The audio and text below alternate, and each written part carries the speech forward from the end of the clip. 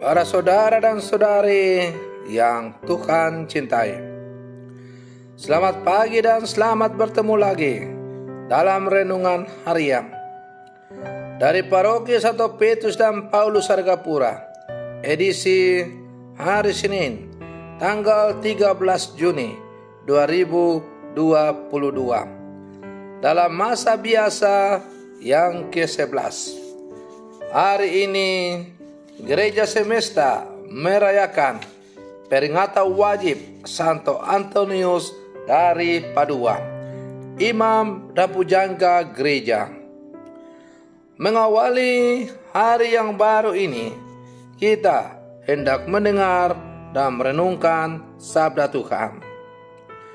Marilah sebelum kita mendengar dan merenungkan sabda Tuhan, kita berdoa. Dalam nama Bapa dan Putra dan Roh Kudus. Amin. Allah Bapa yang Maha Kuasa, Santo Antonius, Engkau berikan kepada umat-Mu sebagai pengkhotbah ulung dan penolong dalam berbagai keperluan.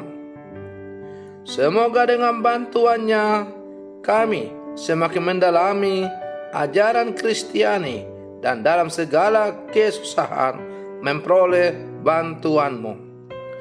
Bersabdalah ya Tuhan, kami siap untuk mendengarkan. Terpujilah Engkau Bapa, Putra dan Roh Kudus, kini dan sepanjang segala masa. Amin.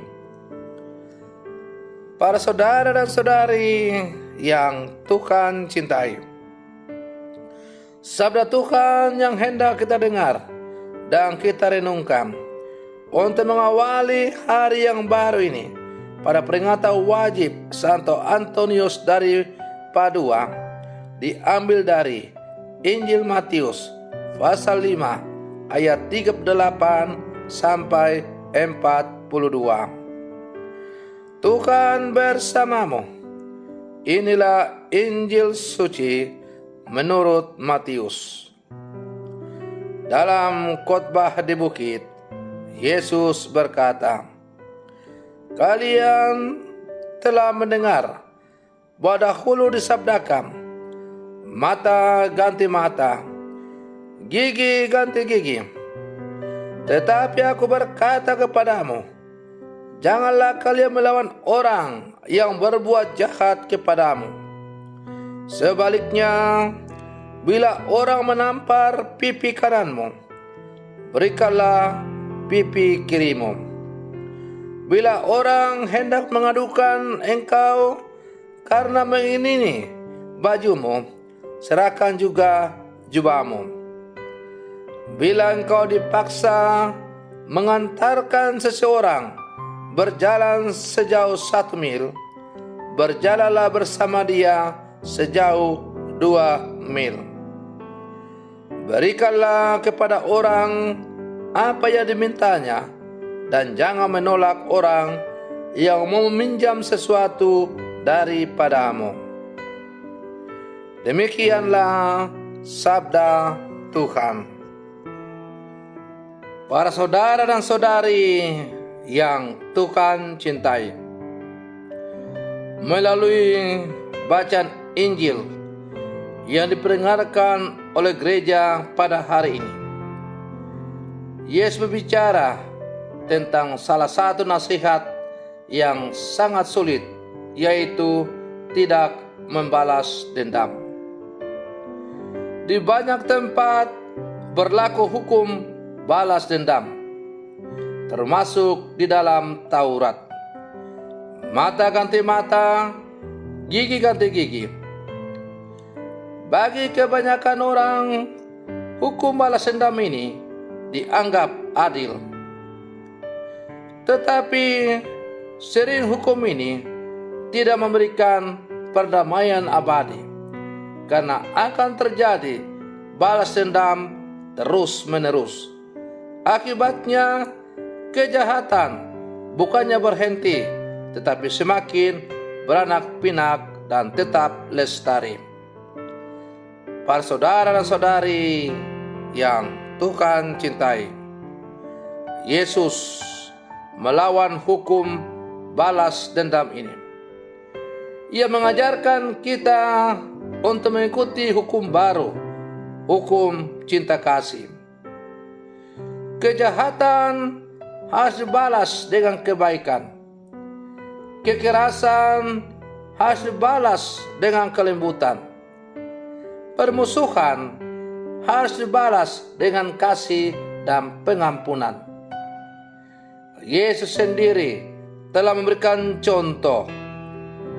Dia tidak melawan kepada orang yang menyalibkannya. Bahkan ia mendoakan mereka dengan berkata, "Ya Bapa, ampunilah mereka, karena mereka tidak tahu apa yang mereka perbuat." Ia menerima dengan sadar dan sabar deritanya, bahkan mengampuni mereka dari atas kayu salib. Para saudara dan saudari yang Tuhan cintai, mengikuti Yesus, kita diajak untuk selalu menjadikannya sebagai patokan dalam seluruh kehidupan kita.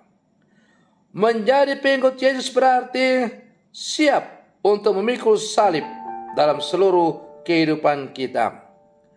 Barang siapa yang mau menjadi pengikutku, dia harus menyangkal diri dan memikul salibnya setiap hari.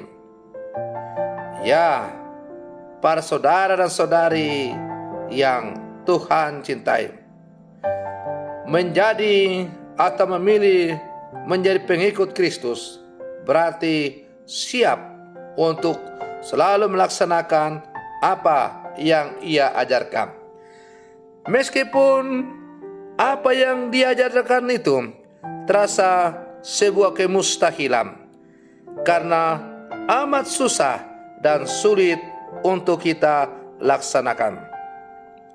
Tetapi apabila kita sungguh-sungguh menyadari dan mau melaksanakan apa yang mau diajarkan oleh Yesus dengan kedalaman iman kita, maka apa yang mustahil itu pasti akan mampu kita laksanakan.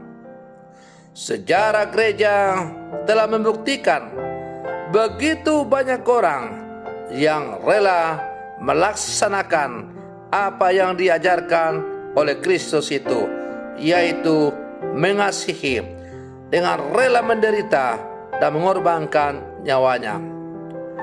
Memang apa yang dikatakan oleh Yesus, bahwa tiada yang mustahil bagi orang yang sungguh beriman, bukanlah sebuah kata-kata hampa, sebuah kata-kata kosong, tetapi sebuah sabda Yesus yang sungguh akan menjadi nyata dalam kehidupan kita apabila kita sungguh melaksanakan apa yang diajarkan olehnya dengan penuh kedalaman iman yang sungguh-sungguh mendalam. Para saudara dan saudari yang Tuhan cintai, Santo Antonius Padua yang hari ini kita rayakan pestanya, juga dalam hidupnya telah memberikan contoh teladan bagaimana membalas kejahatan dengan kebaikan. Santo Antonius Padua dengan kemampuannya yang berkhotbah secara luar biasa, ia mampu menundukkan para pengajar-pengajar sesat di dalam gereja yang banyak mempengaruhi umat pada saatnya, pada waktu itu, dengan khotbahnya yang sungguh-sungguh menyentuh dan mendalam.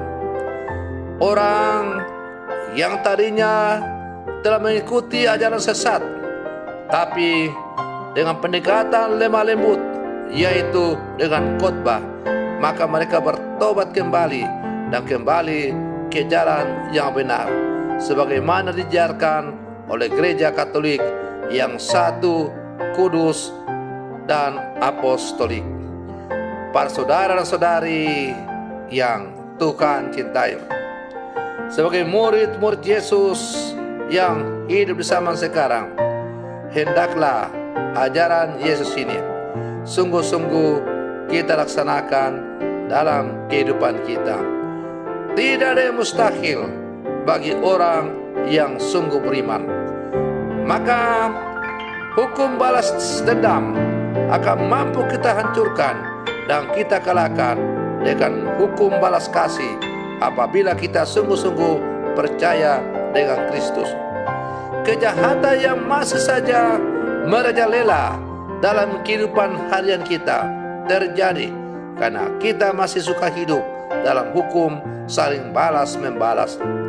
Kalau mau supaya kejahatan itu berhenti dan hilang dari muka bumi, maka tidak ada jalan lain daripada membalas hukum kejahatan, membalas kejahatan dan kejahatan, menggantinya dengan membalas kejahatan dengan pengampunan, membalas kejahatan dengan kasih, membalas kejahatan dengan cinta.